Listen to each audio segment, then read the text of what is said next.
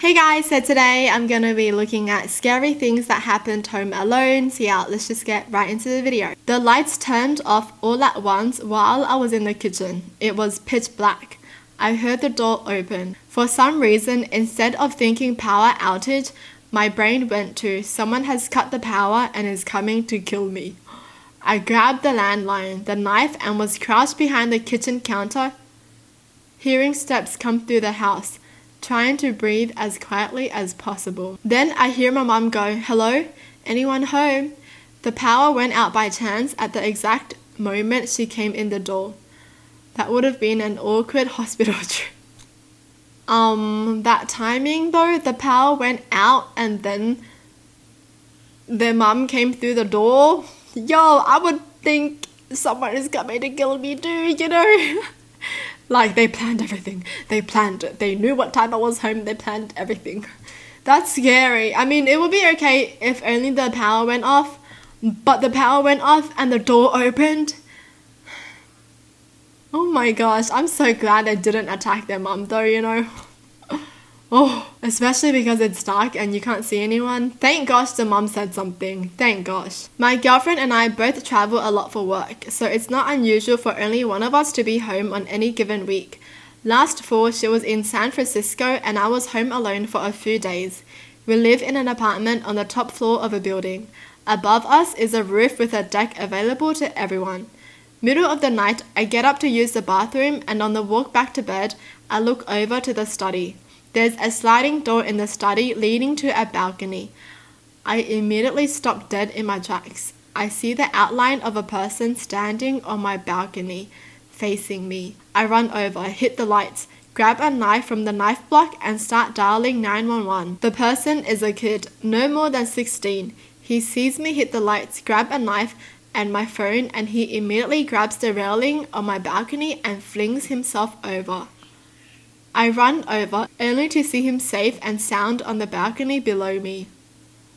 Whoa, what? He then hurdles off that balcony. He's jumping from floor to floor. He hits the parking lot in the back of our building safely and then sprints off. Cops finally come and break up a party on the roof.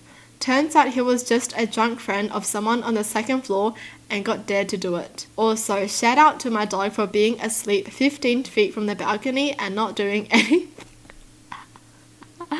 Oh my gosh, the dog was just sleeping, you know, I don't care about nothing. Well, that could have ended wrong. Why would you dare your friend to do that? Seriously, like, that's dangerous as heck. Why would you dare your friend to do that? I have cameras at the entrances to my house. About 10 years ago, people broke into the house while we weren't home.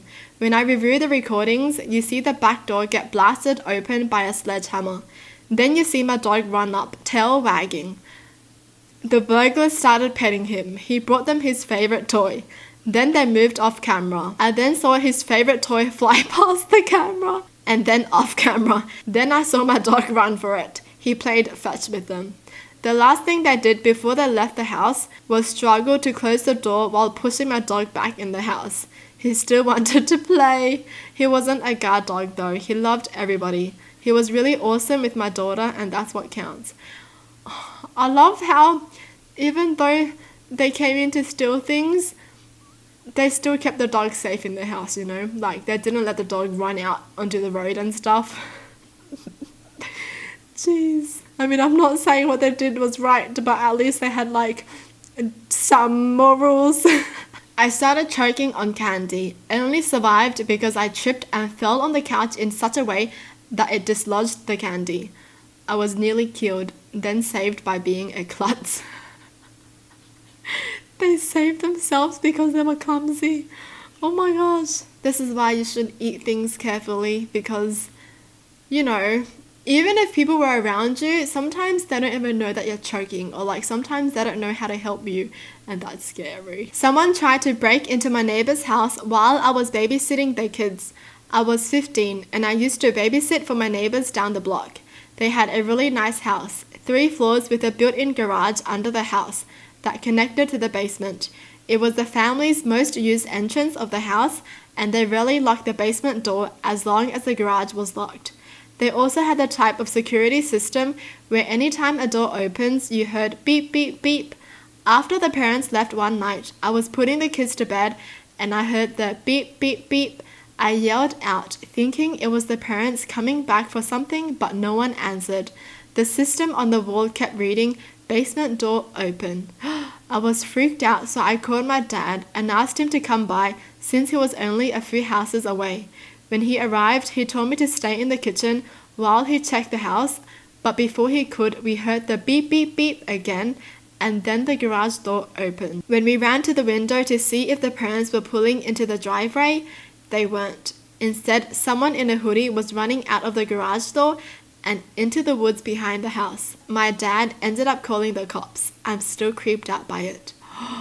Man, that house sounds scary to live in.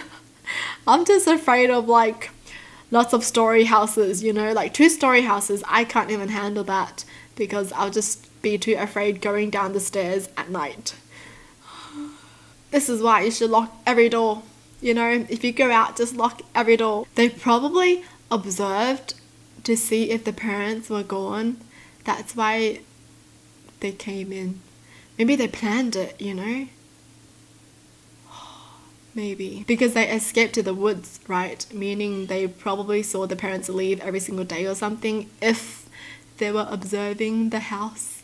That's scary. I was actually at a friend's house when her parents weren't home. We were maybe 10. It was her, my sister, her sisters, and me. We decided to go swimming. There had been a rash of burglaries lately, but most garages being broken into. Anyway, we were in the pool when we noticed the kitchen light turn on. It was evening. We assumed her parents, so looked in the window to do something stupid to get their attention when we realized we do not know the individual in the house. We hid behind the wall of the pool above ground, terrified until her parents finally came home. It appeared as though he got spooked as he only ransacked the kitchen and left the garage door wide open when fleeing. How are so many people going through the garage doors? How many people don't lock their garage doors? What is this? Oh my gosh, can you imagine thinking it's your mom and like running out and be like, "Hi ma! Oh jeez, you're not my mom." When I was about 8 or 9, my mom commuted to a major city about an hour and a half away. So I would bring myself home from school, about 100 meters away, lock the door and watch cartoons. We lived in apartment blocks, and one day one of the older male people in the apartment lost his wallet, and he figured it must have been me. Keep in mind, I've never stolen anything in my life or had any trouble with the law, and I had no clue what he was talking about. He came and banged on the door so aggressively that I jumped out of my skin, and was belligerent demanding I open the door. I rang mom crying, and she jumped on the train to come home, but she was an hour and a half away. She called some friends and they came and got me, and at that stage he had taken a break and gone back to his apartment, but left his dry cleaning there. When mum got back, she stormed straight to his door and pounded on it like he had done to our door. He came to the door all shocked, and she demanded to know why he thought it was appropriate to bang on the door for an hour to scare a little girl. He replied that he thought I stole his wallet. Mum asked him if he still thought I did, and he said no, I found it in the car park. She looked like she wanted to kill him and forced him to apologize. Also, in that same apartment block, there was a hairline fracture on the sliding door that we didn't know about. A strong wind blew and shattered the entire window inwards. I was home alone then too. That was scary. A grown man thinks a kid stole his wallet with no evidence. Normally people would just think they dropped it or like they left it in the car or something, right? You don't start accusing someone of stealing your wallet straight away. Unless you see them do it. Like, unless that person has stolen your thing before, you don't think it's that person. I'm so glad they didn't open the door. Jeez. Man, the mum must have been so scared. Like, your kid is calling you saying some dude wants to get into your apartment and is banging on the door. That must be a horrifying train ride for the mum. It was spooky movie night at a friend's and we were 3 movies deep. I was hungry, so I was like, alright, getting my leftovers. So I went downstairs by myself.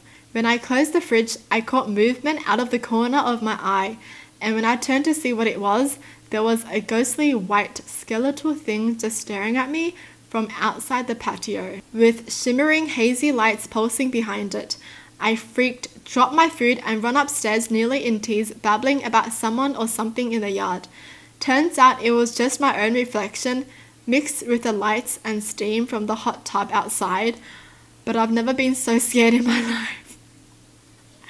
Wait, they described it as ghostly white skeletal thing though. They couldn't recognize themselves. What is this? What happened? How do you look at your own reflection and not recognize yourself? Well, that's it for the video. Hope you guys enjoyed. Tell me in the comments down below what your thoughts are. And as always, thanks for watching. Hope you guys liked it, and I'll see you guys next time. Bye!